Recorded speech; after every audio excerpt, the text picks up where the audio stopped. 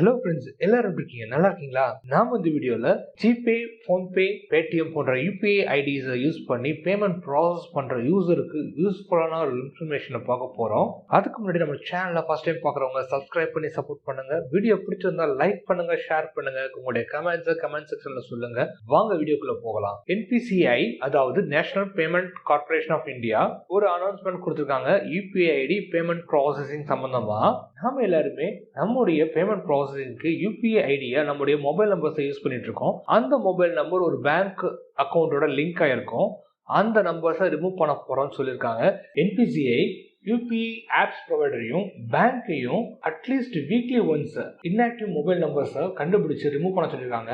அதுக்கு ரெண்டு டெக்னிக்ல ஏதாவது ஒன்று யூஸ் பண்ணிக்க போறாங்க. அது ஒன்று மொபைல் நம்பர் ரெவகேஷன் லிஸ்ட், அதை ஃபாலோ பண்ணியோ இல்லைன்னா டிஜிட்டல் இன்டெலிஜென்ஸ் பிளாட்ஃபார்மை பேஸ் பண்ணியோ இன்ஆக்டிவ் நம்பர்ஸை கண்டுபிடிச்சு அந்த நம்பர்ஸை அந்த லிங்க்ல இருந்து ரிமூவ் பண்ணுங்க அப்படின்னு சொல்லியிருக்காங்க. இது ஏன் பண்றாங்க அப்படின்னு பார்த்தோம்னா, இந்த யூபிஐ ஐடி பேமெண்ட் ப்ராசஸிங்ல வரக்கூடிய சில ப்ராப்ளம்ஸை ரெக்டிஃபை பண்றதுக்காக தான். இன்னும் கிளியரா பார்த்தோம்னா, நாம ஒரு மொபைல் நம்பரை குறிப்பிட்ட பீரியடுக்கு ரீசார்ஜ் பண்ணாம இன்ஆக்டிவா வச்சிருந்தோம்னா அந்த நம்பர் இன்னொருத்தருக்கு அலகேட் ஆக வாய்ப்பு இருக்கு.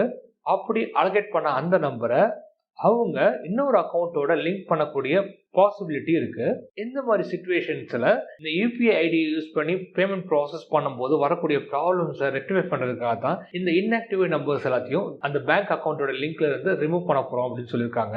இந்த ஆக்டிவிட்டி எப்ப இருந்து ஸ்டார்ட் பண்றாங்க அப்படின்னு பார்த்தோம்னா, ஏப்ரல் 1, 2025 இருந்து பண்ண போறதா சொல்லியிருக்காங்க. ஸோ ஃப்ரெண்ட்ஸ், நீங்க உங்களுடைய மொபைல் நம்பரை யூபிஐ ஐடியை யூஸ் பண்ணிட்டு இருக்கீங்கன்னா அந்த நம்பரை ஆக்டிவா வச்சுக்கோங்க. இந்த வீடியோ உங்களுக்கு ரொம்ப யூஸ்ஃபுல்லா இருந்திருக்கும்னு நினைக்கிறோம். நன்றி, வணக்கம்.